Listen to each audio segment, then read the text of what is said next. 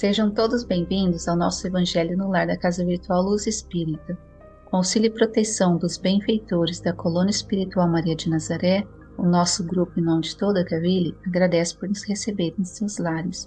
A nossa equipe está composta pela nossa irmã Célia, com a prece inicial, pela nossa irmã Lisete, com a leitura do capítulo de hoje do livro Vinha de Luz, seguindo os comentários dos nossos irmãos Ney, Célia e Franciele. Vamos emanar boas energias para levar luz e conforto aos nossos lares materiais e espirituais, bem como toda a espiritualidade protetora presente, onde quer que se encontre, na harmonização dos lares e purificação das águas, lembrando que deve ser um recipiente exclusivo para cada pessoa ou animal, pois os remédios espirituais são colocados de acordo com a necessidade de cada um. Solicitamos a nossa irmã Célia para conduzir a prece inicial. Com o pensamento voltado para as esferas espirituais, vamos mais uma vez nos reunir para falar do Evangelho de Jesus, que nos inspira todos os dias na nossa vida. Essas palavras que vêm juntamente com um brilho de luz, vem do céu para nos amparar nesse momento e colher essas palavras nos nossos corações.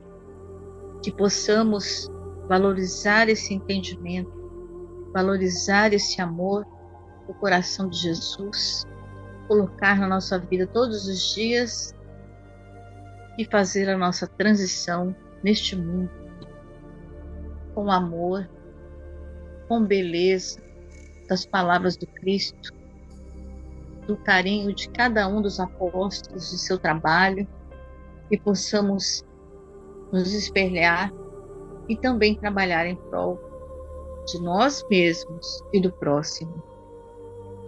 Que assim seja.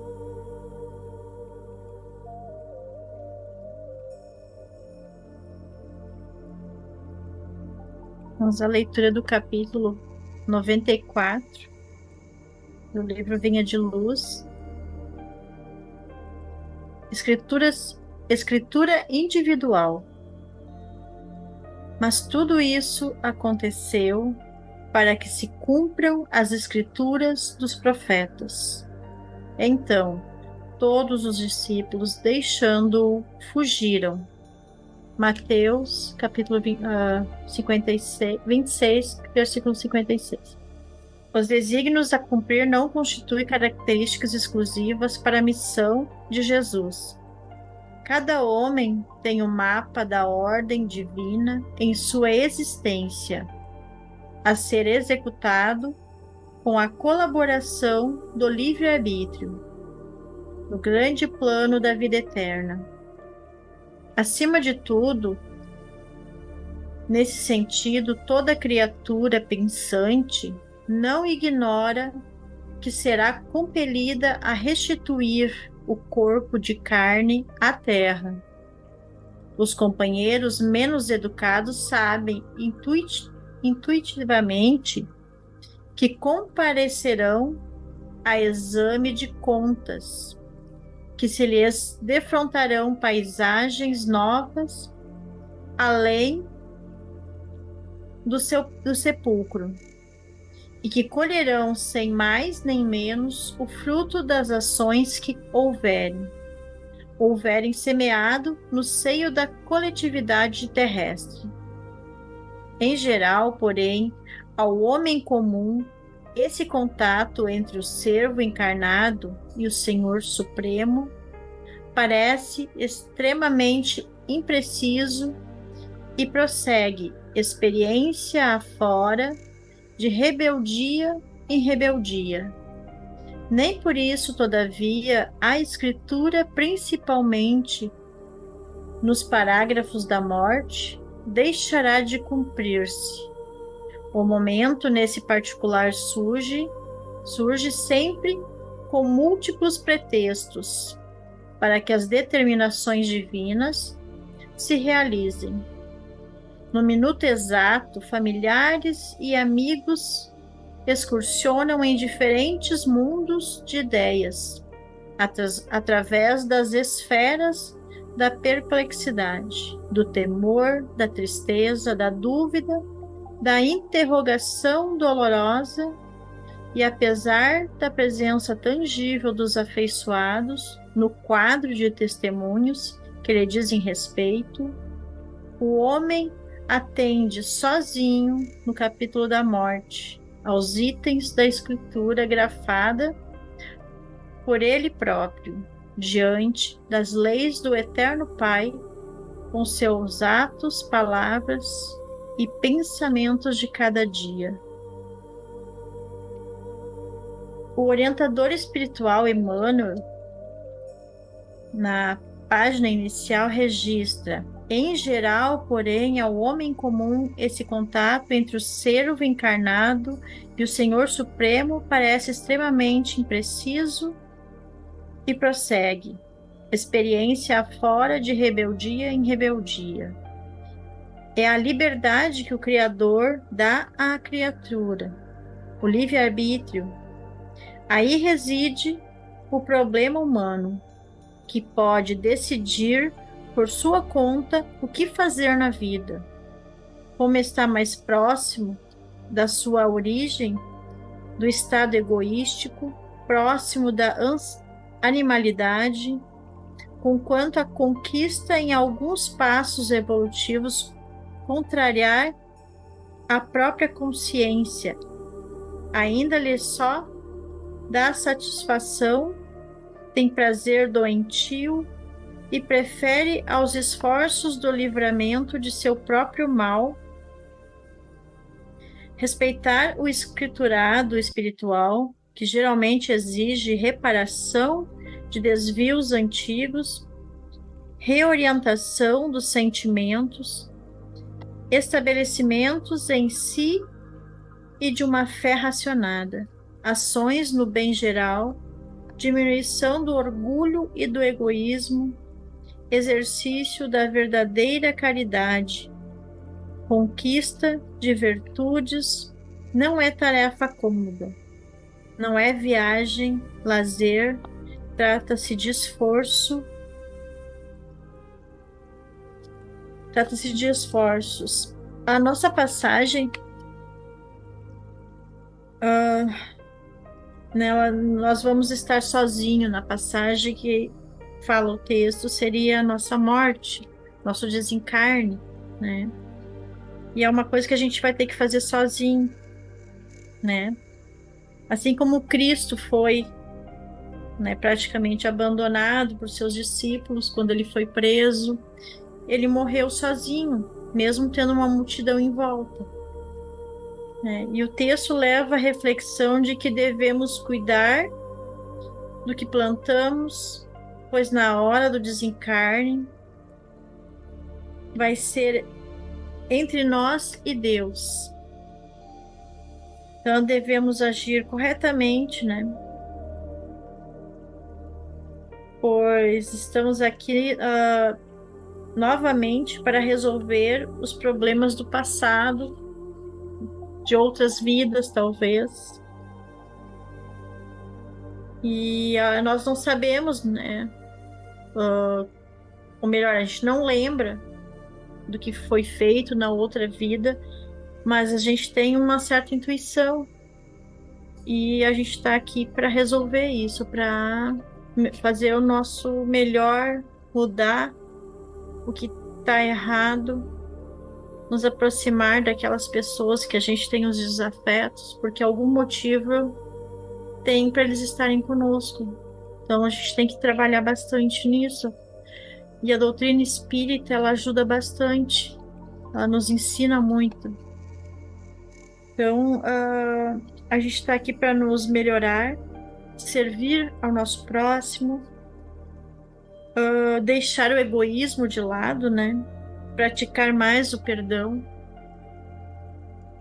Isso é inevitável, no caso é indispensável, né?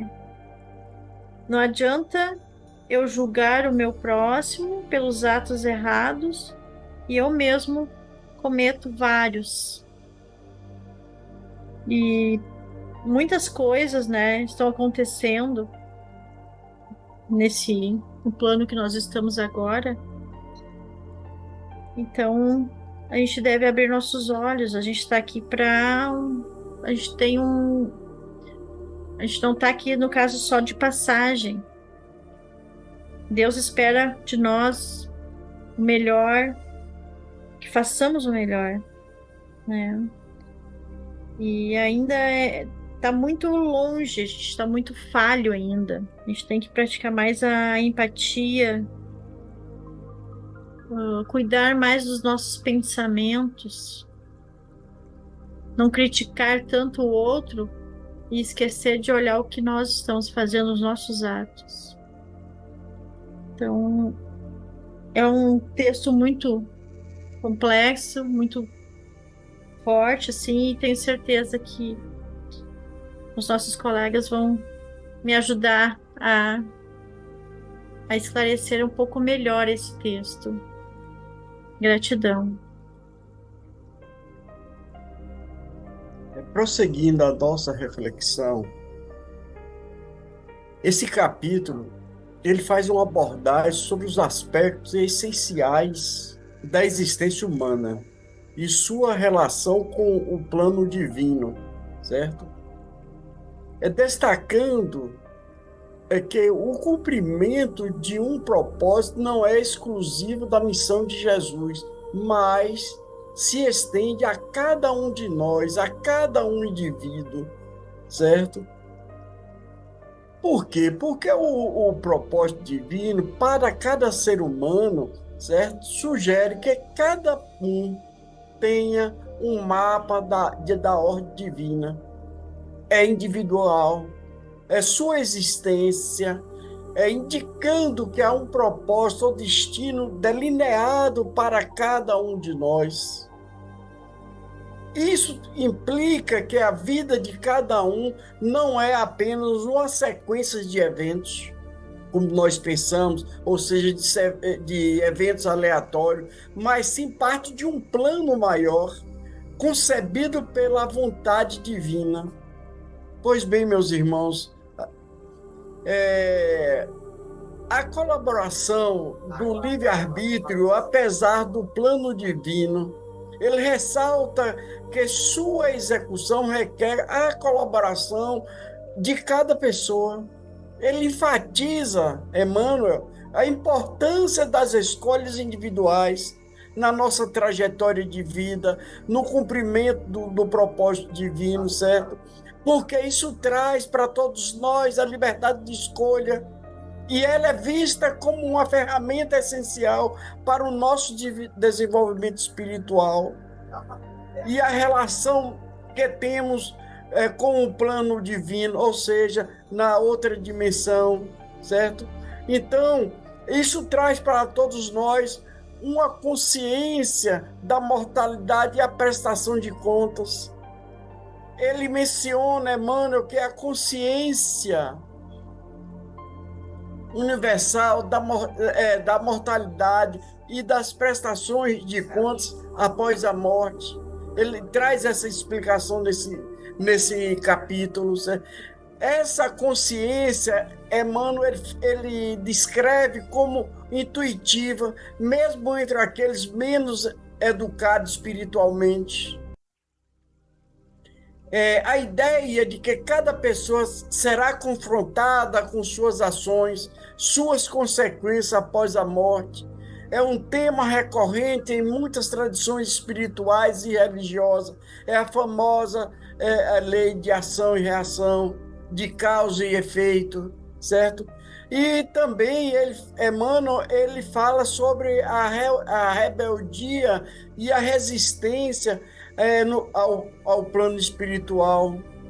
Por quê? Porque apesar da existência nesse plano divino, ele observa que muitas vezes o homem comum parece rebelar-se ou resistir a ele. Ele sugere que, apesar da consciência da existência do plano divino, muitos indivíduos lutam contra o seu cumprimento, preferindo seguir seus próprios caminhos ou desejos, certo? E o cumprimento dessas determinações, no entanto, ele afirma que essas determinações elas são divinas e serão cumpridas inevitavelmente. Não, nós não temos escolhas. É as leis de Deus em ação, mesmo que o homem pareça resistir a elas, certo? Então, no momento da morte, ele descreve como um momento chave e que essas determinações todas elas vão se concretizar, independentemente da circunstância ou da vontade de cada um de nós. Pois bem, meus irmãos,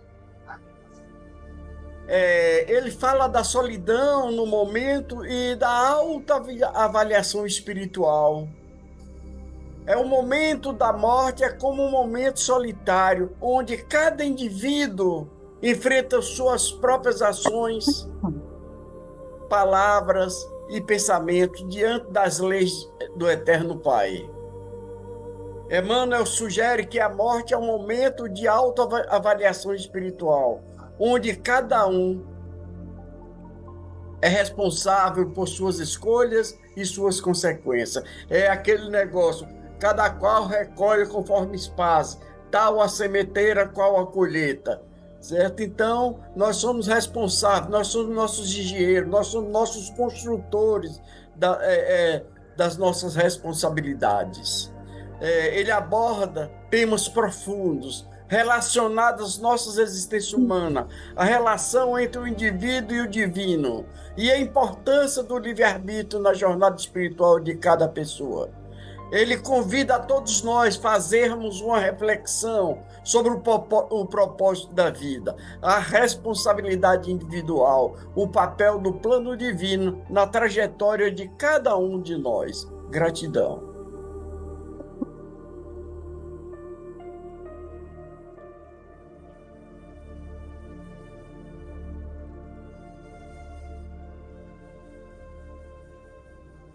Bom, eu vou abordar, porque já foi bem explanado esse texto,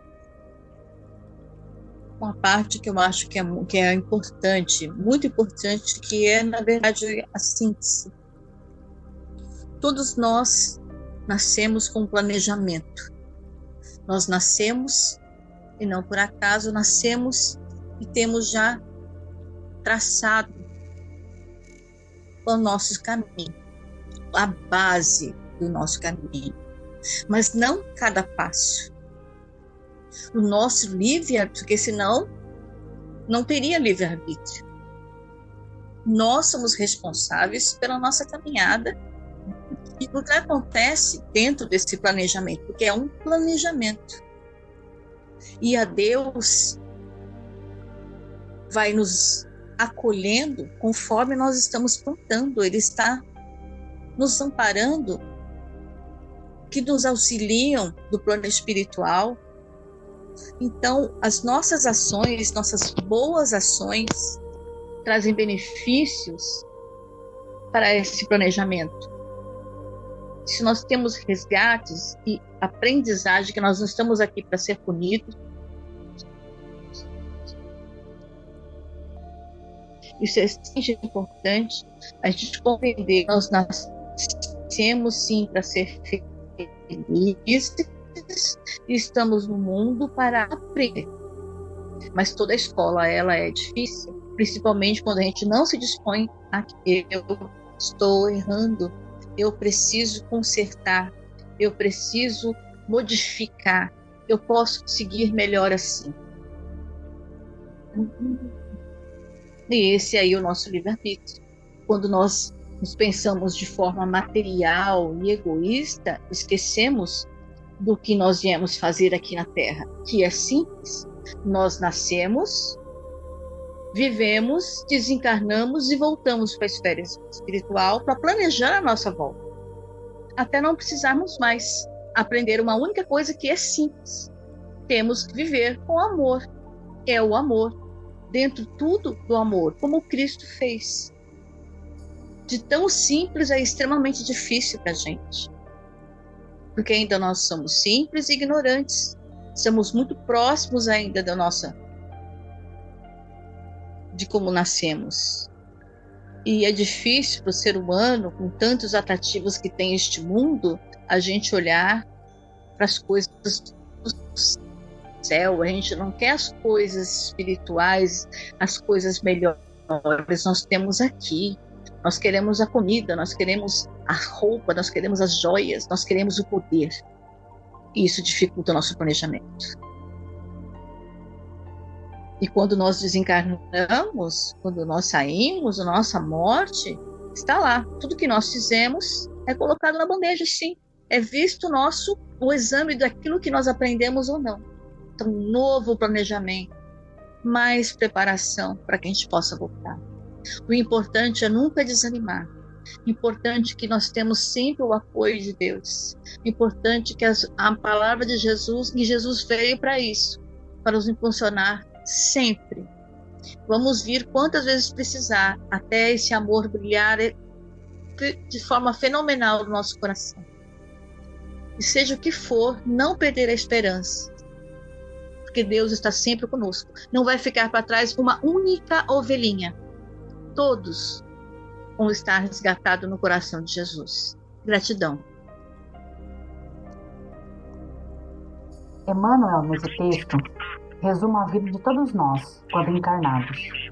A única certeza que temos é que vamos partir daqui e que deixaremos nosso corpo de carne e todos os nossos bens materiais aqui na Terra. Essa é uma certeza que todos nós temos. E como ele disse, instintivamente, nós mesmos, os mais ignorantes, sabemos que chegará o momento da prestação de contas, que é com a nossa própria consciência. Joana de Ângeles, no livro Atitudes Renovadas, nos propõe uma notável e desafiadora reflexão, ao afirmar que mede-se, portanto, a capacidade da fé pela maneira como são enfrentadas as vicissitudes e recebidas as provações por aquele que a possui. De fato, a nossa fé é colocada à prova todas as vezes que passamos pelas expiações, as contingências da vida física, com a finalidade de promover o nosso progresso espiritual e o fortalecimento moral. Mas a fé, cuja base se constitui daquilo que acreditamos dentro das nossas concepções religiosas, é algo que vai sendo construído dentro de nós e vai se fortalecendo pouco a pouco, gerando uma força íntima que nos permite vivenciar com equilíbrio os desafios da vida. Mas não se pode improvisar uma fé com esses resultados íntimos e morais, de forma que o fortalecimento dessa fé exige estudo, reflexão profunda e vivência autêntica de seus pedidos. E claro, a fé não se improvisa, mas também tem conotação preventiva à medida que vai nos oferecendo valores e fibras morais para os desafios naturais de um mundo em que vivemos, que é de provas e de expiações. Não é um sofrer por antecipação, ficarmos diariamente esperando as lutas morais ou o sofrimento, mas de saber que, cedo ou tarde, haveremos de enfrentar desafios maiores ou menores, que fazem parte dos nossos aprendizados. Enquanto ainda somos espíritos imortais, a caminho da plenitude.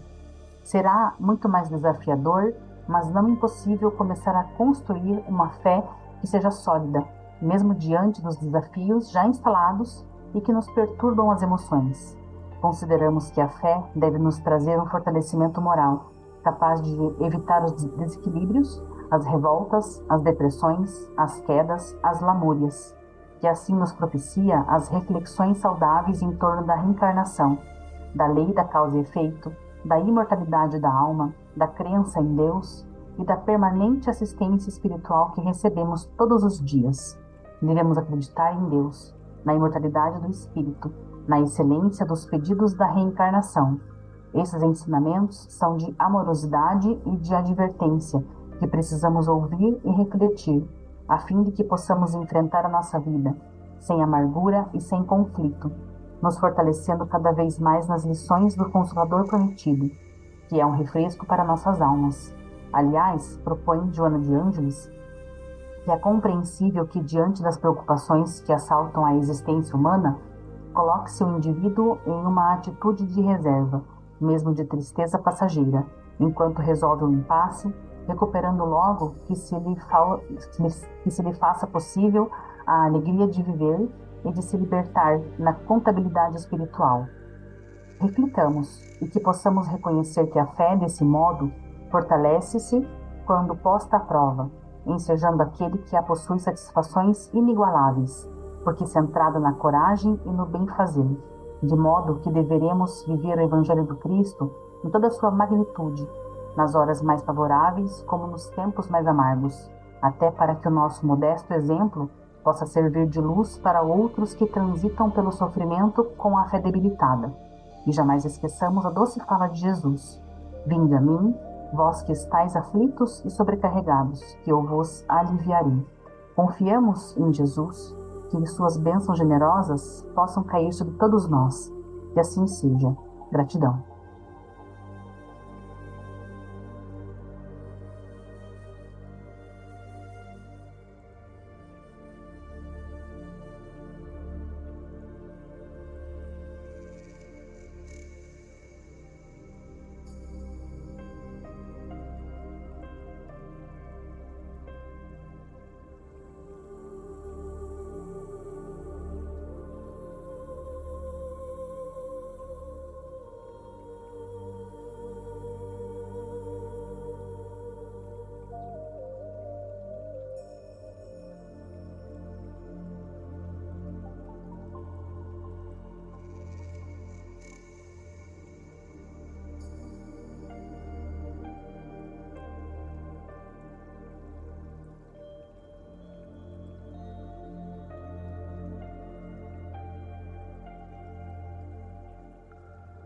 Sendo assim, solicitamos o nosso irmão Ney para conduzir a prece final. Vamos nos acalmando, vamos respirando profundamente para entrarmos em sintonia com a espiritualidade superior. Amado Deus, à medida que encerramos o nosso Evangelho, elevamos nossos corações em gratidão pela sabedoria e pela luz que recebemos. Reconhecemos a Tua presença amorosa em cada palavra e ensinamento, guiando-nos pelo caminho da verdade e do amor. Hoje, Pai, mergulhamos nas profundezas de Tuas palavras, buscando compreender Teus ensinamentos e aplicá-la em nossas vidas diárias. Encontramos, Senhor, inspiração na vida e nos exemplos de Jesus Cristo, nosso mestre, guia e modelo, cujo amor incondicional nos guia e sustenta todos os nossos momentos.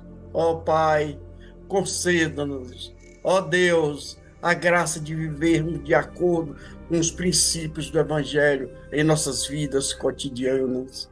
Que possamos ser a luz no mundo, espalhando a compaixão, perdão e amor, onde quer que vamos. Ajuda-nos a ser misericordiosos, como Tu és misericordioso, sermos justos, como Tu és justo, e ser compassivo, como Tu és compassivo. Ó Jesus amado, à medida que nos preparamos para nos separar e cada um seguir os seus caminhos, pedimos a Tua proteção e Tua orientação em nossa jornada, que Teu Espírito Santo nos acompanhe, nos fortaleça, guiando-nos pelo caminho da retidão e da paz. Dai-nos, Senhor, discernimento para tomar decisões corretas, coragem para enfrentar os desafios que encontramos ao longo do nosso caminho. Que a nossa comunhão contigo, ó Deus, continue aprofundando-se a cada dia, fortalecendo a nossa fé, renovando as nossas esperanças, que possamos sempre lembrar